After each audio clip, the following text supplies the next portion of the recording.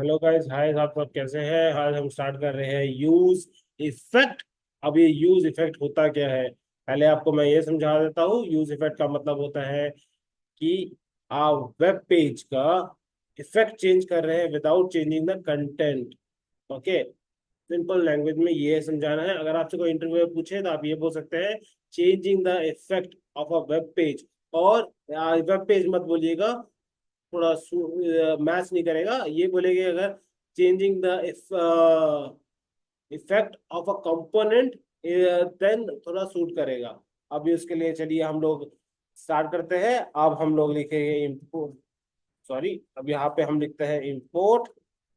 Okay, तो basically आपको क्या करना है, यहाँ पे एसआरसी फोल्डर के अंदर दो इमेजेस पेस्ट कर देनी है, जैसे मैंने की हुई आप देख पा रहे होगे। अब हम लोगों ने यहाँ पे पहले तो रिएक्ट लिखना है, अगर कॉमा देंगे यहाँ पे लिखेंगे यूज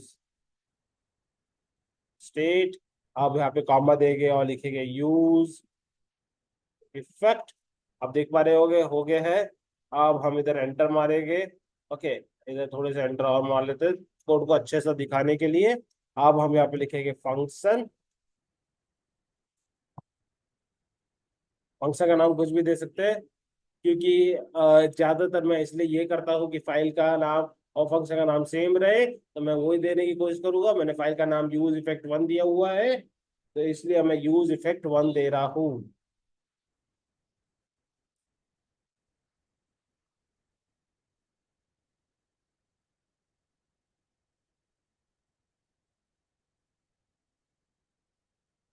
Okay, पहले तो मैं तुम्हारे यहाँ पे आके चेंज करना पड़ेगा रीनेम,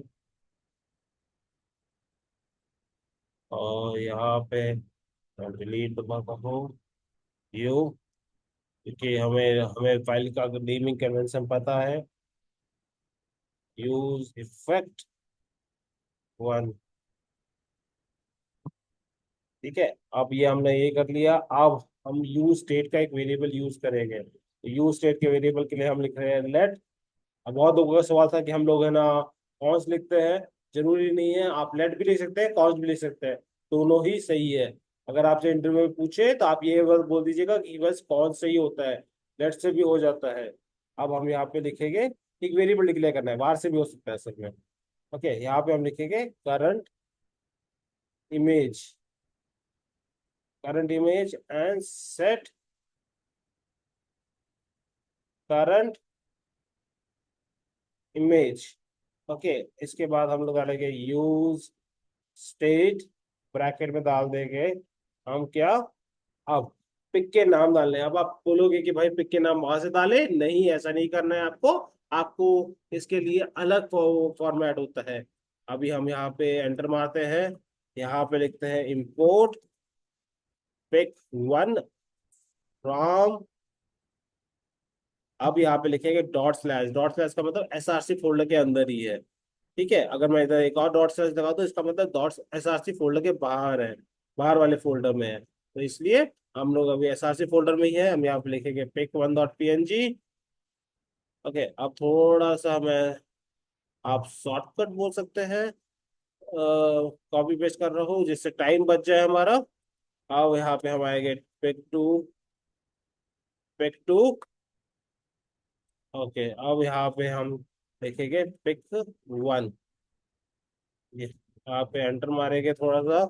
अब लिखते हैं रिटर्न, एंटर मारते हैं रिएक्ट फ्रैगमेंट। अब आप लोगों को पता होगा इमेज टैग। इमेज टैग क्या होता है सबको पता है। अब डालेंगे एसआरसी, इसमें अब ये हटा देंगे और लगाएंगे कर्ली ब्रैकेट। अब यहाँ पे हमें क्या लिखना है, करंट इमेज। करंट इमेज को पास करना है। अब आपको पता होगा ऑल्ट भी हमें पास करना होता है। ऑल्ट का मतलब अगर इमेज ये चली नहीं तो वो प्रिंट होगा इमेज रनिंग, और इमेज चेंज लिख देते हैं। अभी इसके बाद आपको ये पता है एचटीएमएल में इमेज टैग का कोई क्लोजिंग टैग नहीं है, बट रिएक्ट में क्लोजिंग टैग देने की जरूरत है, तो इसलिए हम डालेंगे ये। ओके, अब हम क्या करेंगे इधर। ओके, ये तो बन गया, पर इससे इमेज थोड़ी ना चेंज होएगी। इसके लिए अभी हमको यूज करना होगा यूज इफेक्ट हुक। अभी यूज इफेक्ट हुक यूज कैसे करते हैं, यूज स्टेट लिख दिया आपने, इसके नीचे अब आपको लिखना है यूज इफेक्ट। इसके बाद आपको डालने हैं ब्रैकेट, ये डाला। ये हो गया इनलाइन फंक्शन। इनलाइन फंक्शन का सिंपल सा मतलब अगर आपको समझाया जाए तो सिर्फ इतना सा होता है कि क्या बोलेगा आपको, क्या बोले आप ये इससे सिंपल सा इतना सा मतलब ले सकते हैं कि आप लोगों को बेसिकली क्या हो रहा है, एक इनलाइन फंक्शन यूज करना मतलब फंक्शन के अंदर फंक्शन यूज करना, इतना सा सिंपल सा मान के चलते हैं। अब हम फंक्शन के अंदर एक और फंक्शन बना रहे हैं, ठीक है, तो const timer is equal to, अब हम एक फंक्शन रिएक्ट का यूज करेंगे जिसका नाम है सेट टाइम आउट। अब ये फंक्शन को हम ओवरराइड करेंगे, तो ओवरराइड करने के लिए हम लोगों ने इसका वो फंक्शन बना लिया। अब यहाँ पे हम डालेंगे ये। ओवरराइड का मतलब होता है कि हम लोग इसके जो जो इसको टास्क दिया गया है रिएक्ट के थ्रू, मतलब मेटा के थ्रू, मेटा इसका फाउंडर मतलब फेसबुक जिसको बोलते हैं, हम लोग उसका नाम चेंज हो गया है मेटा मेटा। तो अगर अब मेटा ने जो इसको कार्य दी है, अब उसको ओवरराइड कर रहे हैं, उसके लिए अभी हम क्या लिखेंगे, सेट करंट इमेज, ब्रैकेट में लिख देंगे पिक वन, पिक टू डाल देते हैं, और यहाँ पे सेमीकोलन दे देते हैं, ठीक है। और अब क्योंकि हम लोगों ने यूज किया set time out, set time out क्या करता है, एक फंक्शन है जब टाइम मांगता है। अब आपको इतना समझा देते हैं, 1 second is equal to 1000 milli second. Okay, so वही चीज इधर हमारे को करनी है, हमें 3 सेकेंड के लिए देते हैं, तो इसलिए 3000। अब आप बोलेंगे एरर क्यों आ रही है, यहाँ पे आपको कॉमा देना है और यहाँ पे आके सेमी कॉलन दे देना है। अब ये हम लोगों ने फंक्शन के अंदर फंक्शन बनाया था, मैंने आपको समझाया था। अब हम लोगों को यूज इफेक्ट का फंक्शन को पास करना है। अब यूज इफेक्ट में भी रिटर्न आएगा, है ना, जो हमें तो पता है कि हर फंक्शन में रिटर्न आना चाहिए। अब आपका सवाल होगा कि भाई हमने टाइमर वाले फंक्शन में पास नहीं किया है।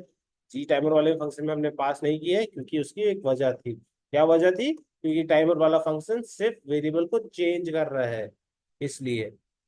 और वो एक फंक्शन, इनबिल्ट फंक्शन को चेंज कर रहा है, इसलिए हम उसे ओवरराइड कर रहे थे, मैंने आपको सब बताया था। थोड़ा सा इसको फॉर्मेट, अच्छा फॉर्मेट दिखाने के लिए, रिटर्न ये मारेंगे, इक्वल टू मारते हैं, और यहाँ पे लिखते हैं प्लेयर टाइम आउट। यहाँ पे क्या होगा कि भाई एक बार पिक वन शो हो गई, उसको क्लियर कर दो, फिर पिक टू ने पिक टू, एक बार पिक वन शो हो गई, फिर पिक टू शो होगी, अब उसको क्लियर कर दो, फिर से पिक वन पे आ जाओ, 3 सेकंड बाद पिक टू, फिर से 3 सेकंड बाद उसको क्लियर कर दो, फिर से पिक वन, ये चीज चलती रहेगी।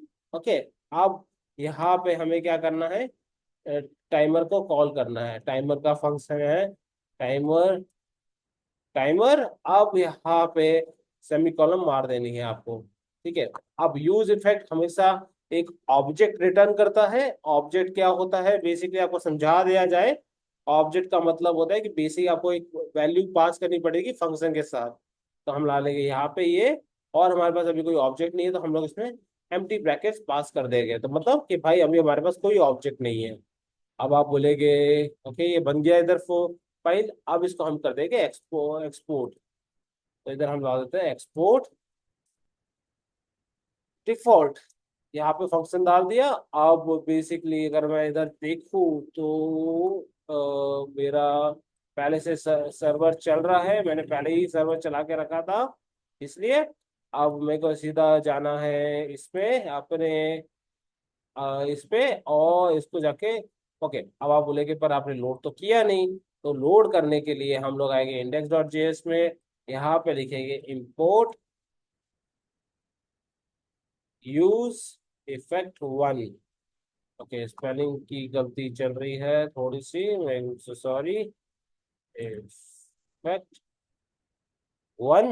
ओके, अब आप इधर देख रहे हैं बिल्कुल सही हो गया है हमारा फंक्शन। यहाँ पे भी चेंज कर लेते हैं यूज इफेक्ट वन। अब इस फंक्शन को यहाँ पे हम लोग क्या करते हैं, कॉल कर लेते हैं, और इसको वैसे पास कर देते हैं। अब इधर आप देखेंगे कि हमारा फंक्शन चल रहा है, इसको ले जाते हैं, अभी तक कुछ प्रॉब्लम आ रही है, use effect one does not match. क्यों भाई, ऐसा क्या हो गया, चलिए एक बार ओके, तो अभी आप लोगों को आएगा कि भाई ये बेसिकली एरर क्यों आ रही है। तो एरर आपको मैंने बताया था, ये मैंने बाद में बनाने के बाद में चेंज किया था। मैंने आपको बताया था बाद में जब हम चेंज करते हैं तो एक हमेशा एरर आती है कि जब ऑटोमेटिकली वो उसको गेस करता है, गलत करता है, तो इस यू को कैपिटल कर देते हैं, तो इधर एरर आएगी। पर इसको आप इग्नोर कर सकते हैं, ये एक वार्निंग ही हो, आप वार्निंग ही मान सकते हैं। ये नाम हम लोगों ने बाद में चेंज किया है। तो अभी देखिए पहली इमेज ये है, काउंट करते हैं। अभी टाइमर कब से स्टार्ट है वो पता नहीं हमें।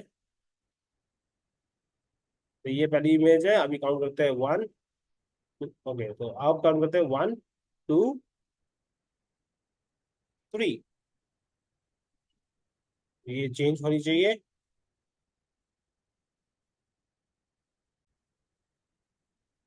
तो guys, अभी तक देख सकते हैं कि आप है ना हमारी स्टार्टिंग में क्या हो रहा है, हम देखा आपको दिखा देते हैं।